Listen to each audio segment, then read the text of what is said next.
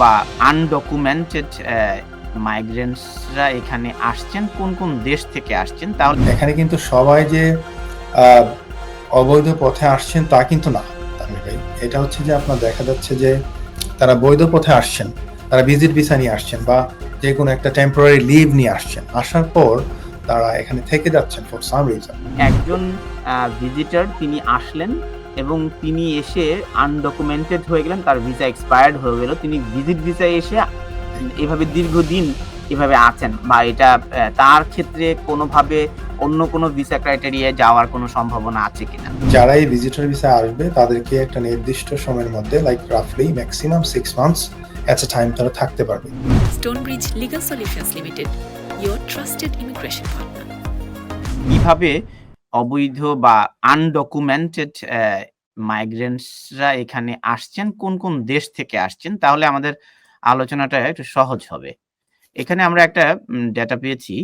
The joint council for the welfare of migrants, তাদের একটা গবেষণা প্রতিবেদনে দেখা গেছে, আপনি নিশ্চয়ই দেখতে পাচ্ছেন স্ক্রিনে, তাই তো? আচ্ছা।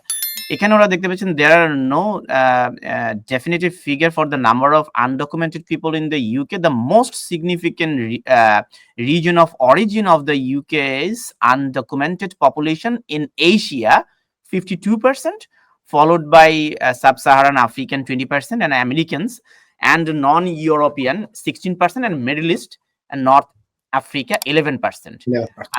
আপনি খেয়াল করেছেন নিশ্চয়ই, এশিয়া থেকে আসছে 52%, অর্থাৎ ইলিগ্যাল আনডকুমেন্টেড যত নাগরিক, দেশের নাগরিকরা আছেন, এশিয়ান বংশোদ্ভূত হচ্ছেন এই 52%।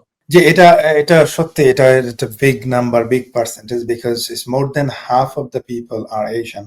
সো অবভিয়াসলি তারা তো জরিপটা কিন্তু ক্লিয়ারলি এখানে রিজনটা হচ্ছে যে এশিয়া থেকে যারা আসছেন, আপনি দেখবেন যে আফগানিস্তান এটাও কিন্তু আপনার এশিয়া থেকে ধরছেন। দেয়ারফর আপনার স্পেশালি যারা আসেন এখানে কিন্তু সবাই যে অবৈধ পথে আসছেন তা কিন্তু না তানভীর ভাই। এটা হচ্ছে যে আপনার দেখা যাচ্ছে যে তারা বৈধ পথে আসছেন, তারা ভিজিট ভিসা নিয়ে আসছেন বা যে কোনো একটা টেম্পোরারি লিভ নিয়ে আসছেন, আসার পর তারা এখানে থেকে যাচ্ছেন ফর সাম রিজন, অথবা তাদের ভিসাটা এক্সটেন্ডেড হচ্ছে না বা করতে পারছেন না।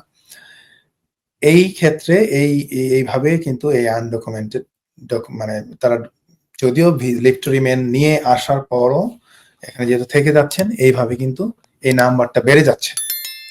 and therefore আপনি দেখেছেন যে এটা অ্যাকচুয়ালি মোর দেন হাফ শুধু এশিয়া মানে পার্সেন্টেজ। হ্যাঁ, আচ্ছা, আমরা তাহলে একে একে যাই।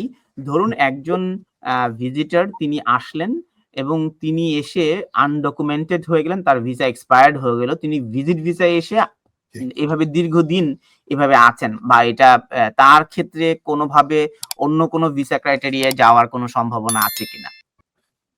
Well first of all Tanvir ভাই, যে ভিজিট ভিসা থেকে কিন্তু সুইচিং এর কোনো সুযোগ নাই। সো দ্যাট মিনস হচ্ছে যে যারা এই ভিজিটর ভিসা আসবে তাদেরকে একটা নির্দিষ্ট সময়ের মধ্যে লাইক রাফলি maximum 6 months at a time তারা থাকতে পারবে। তাদের ভিজিট ভিসা যদি 10 বছরেরও থেকে থাকে, 5 বছরেরও থেকে থাকে, তাদের কিন্তু at a time not more than 6 months তারা থাকতে পারবে না এখানে। তো কেউ যদি এখানে থেকে যেতে চায়, অবভিয়াসলি আমরা যদি আমরা প্র্যাকটিসে দেখেছি লাইক লাস্ট 20-30 ইয়ার্স ধরে অনেকেই কিন্তু এখানে আছেন ভিজিটে। অনেক প্রচুর ক্লায়েন্ট আসে যারা 1998 এ আসছেন, 96 এ আসছেন, 99 এ আসছেন, 2000 এর দিকে প্রথম দিকে আসছেন। ওনারা ভিজিটে এসে বিভিন্ন ধরনের অ্যাপ্লিকেশন করেছেন, বাট হয়তো অনেক সময় সাকসেসফুল হয় নাই। তো এসেছেন এবং থাকছেন এবং আছেন ওনারা। তো আপনি যেটা বললেন যে ওনাদের রেগুলারাইজ হওয়ার উপায়টা কি, বা যারাই আসলে অবৈধ তাদের, আমি সরি টু সে অবৈধ, যারা ওভারস্টেয়ারই আমি বলবো। হ্যাঁ, তো যারা এখানে ওভারস্টেয়ার তাদেরকে, তারা যদি এখানে থাকতে চান, ফার্স্ট অফ অল সুইচিং এর কোনো সুযোগ নাই, বাট তাদের যদি কোনো প্রকার হিউম্যান রাইটস ইস্যু থাকে, বা যদি কোনো প্রকার দেশে ফেরত যাওয়ার জন্য যদি কোনো well founded fear of persecution থাকে, সেই ক্ষেত্রে আইদার কোনো প্রকার হিউম্যান রাইটস অ্যাপ্লিকেশন অথবা আপনার অ্যাসাইলাম করতে পারেন। অবভিয়াসলি এটা কিন্তু প্রত্যেকটা ব্যক্তির ক্ষেত্রে ইন্ডিভিজুয়ালি অ্যাসেস করা হয় এবং তাদের প্রত্যেকের সার্কামস্ট্যান্সেস কিন্তু ডিফারেন্ট। এটা কিন্তু আপনার ফ্লাড গেটের মতো, মানে এটা জেনারেলি সবার জন্য। তার মানে আপনি বলছেন যে ভিজিটর হিসেবে 6 মাসের ভিসা নিয়ে ইংল্যান্ডে আসলে তিনি যদি ওভারস্টেয়ার হয়ে যান অথবা তিনি যদি আনডকুমেন্টেড হয়ে যান, তিনি রিফিউজি বা অ্যাসাইলাম হিসেবে আবেদন করতে পারবেন যদি তার নির্দিষ্ট গ্রাউন্ড থাকে, অথবা তিনি হিউম্যানিটেরিয়ান গ্রাউন্ডেও তিনি আবেদন করতে পারেন যদি সেটি তার জন্য অ্যাপ্লিকেবল হয়, তাই তো? হ্যাঁ, এটা স্পেশালি আমরা যদি হিউম্যান রাইটস গ্রাউন্ডস এর ক্ষেত্রে বলি, এখানে যদি তার কোনো ফ্যামিলি থাকে, কোনো ব্রিটিশ লাইক গার্লফ্রেন্ড থাকে, ওয়াইফ থাকে, এখানে যদি কোনো ব্রিটিশ বাচ্চা থাকে, বিভিন্ন গ্রাউন্ডসে কিন্তু অ্যাপ্লিকেশন করতে পারে।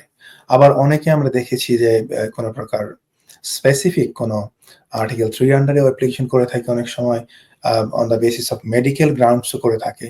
তো এটা ডিপেন্ড করবে লাইক প্রত্যেকের সিচুয়েশন। আমি যদি একটা কেস স্টাডি দিয়ে বলি, আমার একটা ক্লায়েন্ট ছিল আপনার অনেক আগে, সে হচ্ছে বেসড ইন পাকিস্তান। তো ওনার অ্যাকচুয়ালি একটা আপনার কিডনি ট্রান্সপ্লান্টের একটা ইস্যু ছিল আর কি, যে কিডনিতে সমস্যা এবং কিডনি ট্রান্সপ্লান্ট করতে হবে। তো এই জন্য ওনার আবেদনটা করা হয়েছিল এবং উনি কিন্তু আন্ডার হিউম্যান রাইটস এবং স্পেশালি মেডিকেল গ্রাউন্ডসে আবেদনটা গৃহীত হয়েছিল। তাছাড়া আমার এরকম অনেক কেস স্টাডি ছিল বা আছে, যেমন অনেকেরই সিভিয়ার পিটিএসডি ছিল, বিভিন্ন ধরনের ইস্যু ছিল, দেশে ফেরত যাওয়ার সিগনিফিক্যান্ট অবস্ট্যাকল ছিল।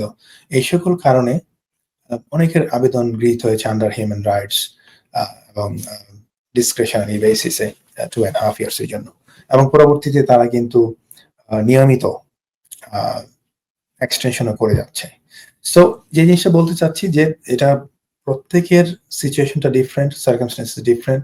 যদি এরকম কোনো ইস্যু থাকে, অবভিয়াসলি ওনারা আবেদন করতে পারেন, বাট এটা হয়তো সবার জন্য তো আর একরকম প্রযোজ্য হবে না, but obviously everyone's situation is different. Stonebridge Legal Solutions Limited, your trusted immigration partner.